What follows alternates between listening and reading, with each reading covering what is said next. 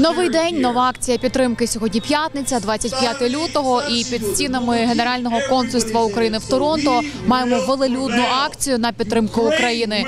Політики, активісти, голови громадських організацій та дуже багато людей сьогодні в один голос вимагають від Канади рішучих дій, а також заявляють про свою підтримку Україні та її народові. In Kyiv tonight, millions are in bomb shelters, with rockets and bombs raining death and destruction upon them.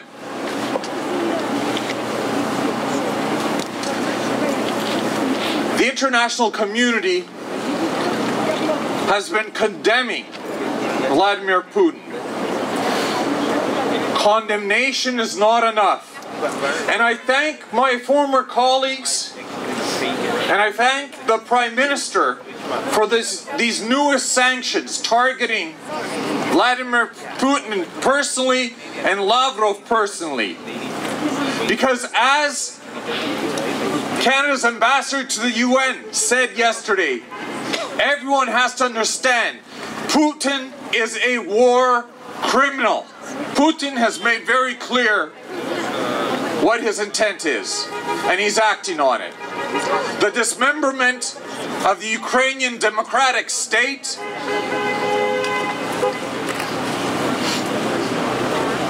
the enslavement of the free independent people of Ukraine, 44 million people, and in his twisted perversion of history,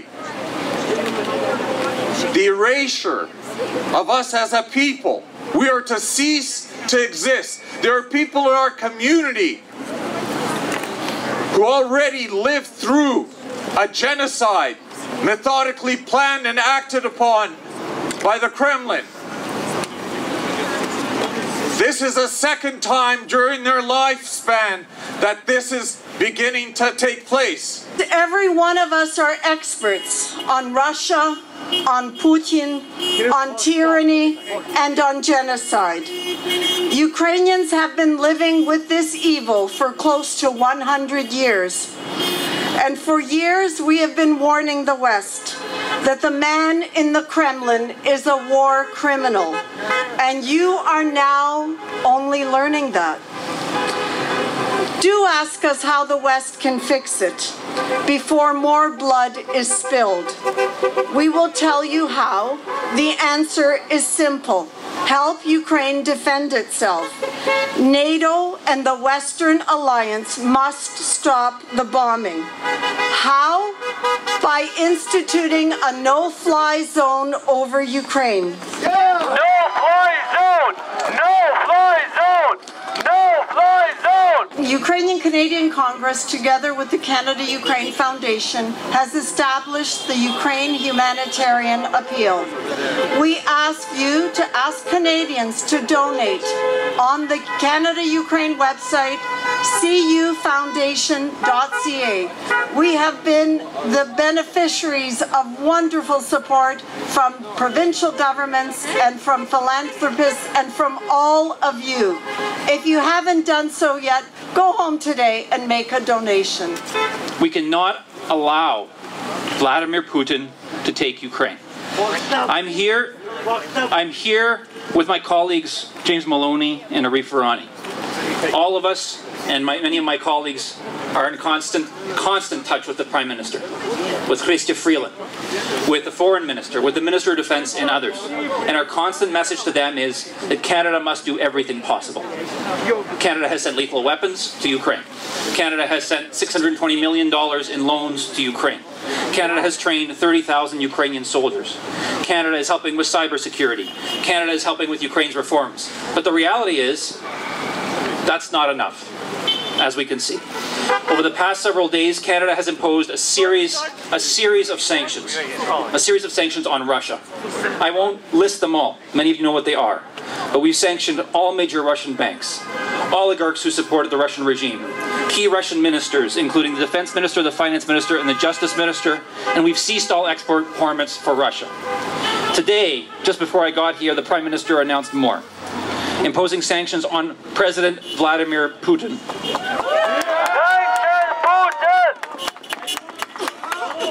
on his chief of staff, and on Sergei Lavrov, the foreign minister of Russia. Canada confirmed. Let's be frank. We need to cut Russia off the SWIFT system. Today,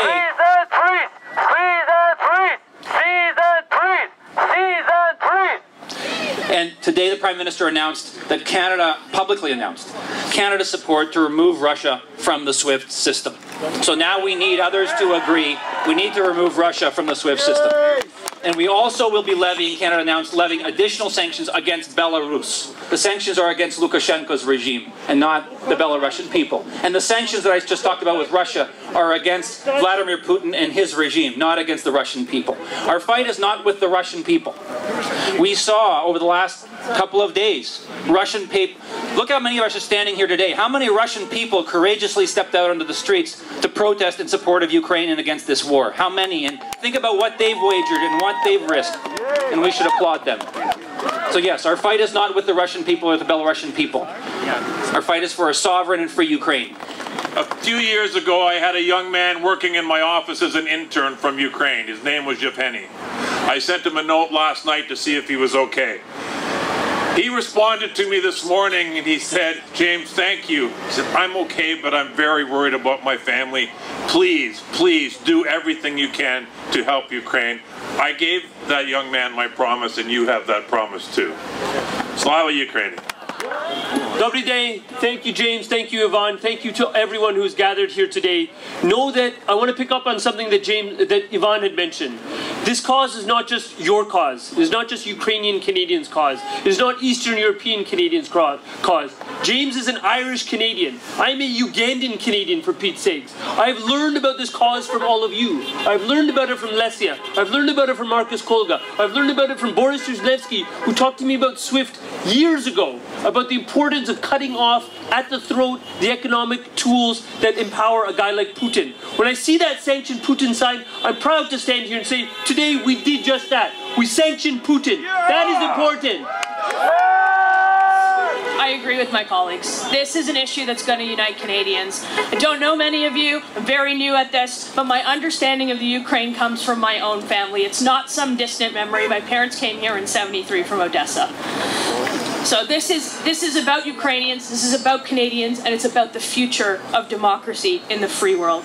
I'll add my voice to all Canadians. I will add my voice to the Government of Canada. I thank them for taking the steps. I know there's a lot more they can do, and you have 3 people here pushing that every single day, and I will help them. I will help them on this. We're here to be with you. And if you've heard Doug Ford today, we are here with you and beside you all the way. Today we want to encourage those refugees to come to Ontario. Monty McNaughton, our Labour Minister, and our Premier today spoke with unions and businesses. If you have families, if you know people who want to come to Canada, we want you here in Ontario. There are 28,000 jobs available. We want to make sure we can open that, so we want to work with the federal government to make sure that happens, so that we are there for all of your families. You know, my staff have families in Ukraine. One of my staff, Val, her grandmother's there. Andrew, he has families there. Alexander, he has family there. We are all touched by this horrible war, unnecessary war, that this cruel dictator has put upon your family's country, and it just breaks all of our heart. The Ontario government stands with you. We stand with Ukraine. We are here with you. Slava Ukraini!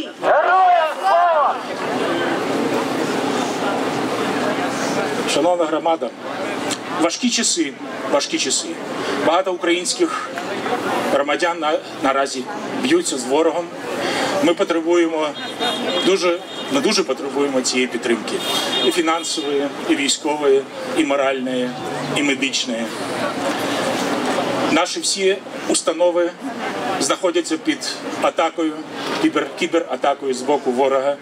І інколи наші установи не працюють, не функціонують нормально, так само, як і наше консульство. Але ми працюємо, ми проводимо прийом громадян. Ми створили альтернативні сайти, де можна буде реєструватися і де можна буде приходити, і ми будемо робити все, що вам потрібно. We call on the Canadian government to expand the sanctions that were announced yesterday and today. We need to hit all of the oligarchs who have assets in this country. We know that there are at least 3 or 4 oligarchs with $500,000 to $1 billion in assets in this country. We need to freeze it and seize it. Freeze it and seize it. Freeze it and seize it. It's really fantastic to see the kind of support we're getting politically, we're getting from the media, we're getting from all places. I mean, heck, today the LCBO banned Russian vodka. Уявіть собі, ми вже тут вимагаємо роками і роками. Today the Russian vodka is coming off the shelves. Тож маємо вже перемоги сьогоднішнього дня. Канада запровадила персональні санкції проти Путіна, а також Лаврова. І це тільки початок. Роксолана Буяк, Костянтин Свіцар, Форум ТВ з Торонто.